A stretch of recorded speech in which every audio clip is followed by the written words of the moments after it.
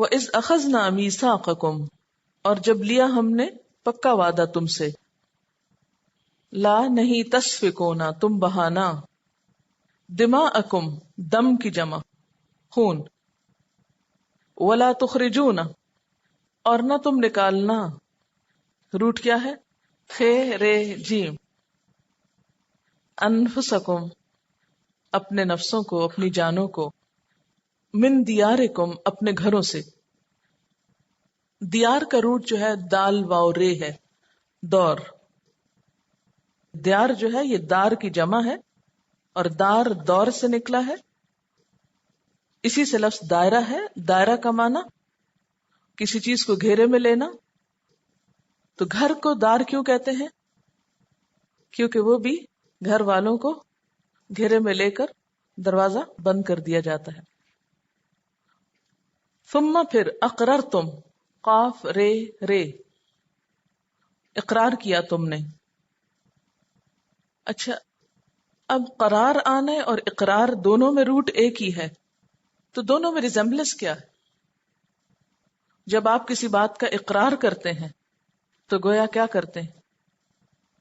ٹھہر جاتے ہیں، اس بات پہ ٹک جاتے ہیں۔ وَأَنْتُمْ اور تم تشہدون تم گواہ ہو، کیا ہے روٹ اس کا؟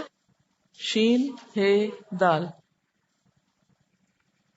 وَإِذْ أَخَذْنَا مِيثَاقَكُمْ اور جب ہم نے تم سے پکا وعدہ لیا، کس بات کا؟ نمبر 1 لا تسفکون دماءکم، تم اپنے خون نہ بہانا، اپنے سے مراد کیا ہے؟ اپنے بھائی بندوں کے یعنی اپنی قوم کے۔ ولا تخرجون انفسکم من دیارکم اور اپنے نفسوں کو اپنے بھائیوں کو اپنے گھروں سے نہ نکالنا، بے گھر نہ کرنا۔ ثم پھر اقررتم تم نے اقرار کر لیا، وعدہ کر لیا، کس بات کا؟ کہ نہ خون بہائیں گے اور نہ اپنے بھائیوں کو بے گھر کریں گے۔ وَأَنْتُمْ تَشْهَدُونَ اور تم خود گواہ ہو کہ تم یہ وعدہ کر چکے ہو۔ یہاں بنیادی طور پر بنی اسرائیل کے ایک خاص عمل کا ذکر ہے۔ قصہ کچھ یوں ہے کہ نبی صلی اللہ علیہ وسلم جب مدینہ میں تشریف لائے تو آپ کی آمد سے پہلے مدینہ میں کچھ یہودی قبائل رہتے تھے۔ ان قبائل کے نام آپ نے سن رکھے ہوں گے، بنو قریظہ، بنو نذیر، نذیر نزال سے نزوئے سے بلکہ دواد سے، اور بنو قینقاع، یہ مشہور قبیلے تھے۔ انہوں نے اپنے ہمسایہ عربوں کے ساتھ دوستی کر رکھی تھی، اس دوستی کو کہتے ہیں حلیفانہ تعلقات۔ حلیف کا مطلب ہوتا ہے قسم کھا کر دوست بنانے والا، کہ ہم ساتھ جیے مریں گے، بہت پکی دوستی کی طرف اشارہ ہے۔ اور کون رہتا تھا مدینہ میں جب آپ تشریف لے گئے تھے؟ اوس اور خزرج۔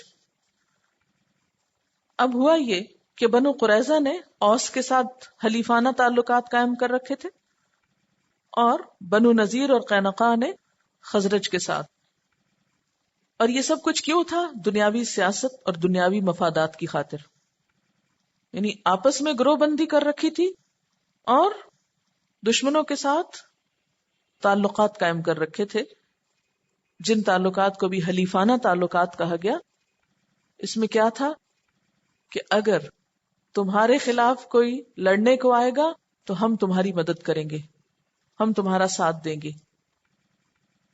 اب ہوا کیا کہ جب اوس اور خزرج میں باہم لڑائی ہوئی تو جو اوس کے حلیف تھے، کون تھے وہ؟ بنو قریظہ۔ وہ کس سے لڑے؟ صرف خزرج سے نہیں بلکہ خزرج کے حلیف دو یہودی قبائل بنو نذیر اور بنو قینقاع سے، ان سے بھی لڑ پڑے، ان کے الائنس بن گئے نا وہ۔ اس چیز سے اللہ تعالیٰ نے ان کو منع کر رکھا تھا۔ وَإِذْ أَخَذْنَا مِيثَاقَكُمْ اور جب ہم نے تم سے پکا وعدہ لیا، کس بات کا؟ نمبر 1 لا تسفکون دماءکم، تم اپنے خون نہ بہانا۔ اپنے سے مراد کیا ہے؟ اپنے بھائی بندوں کے یعنی اپنی قوم کے۔ ولا تخرجون انفسکم من دیارکم اور اپنے نفسوں کو اپنے بھائیوں کو اپنے گھروں سے نہ نکالنا، بے گھر نہ کرنا. ثم پھر اقررتم تم نے اقرار کر لیا، وعدہ کر لیا. کس بات کا؟ کہ نہ خون بہائیں گے اور نہ اپنے بھائیوں کو بے گھر کریں گے. وَأَنْتُمْ تَشْهَدُونَ اور تم خود گواہ ہو کہ تم یہ وعدہ کر چکے ہو.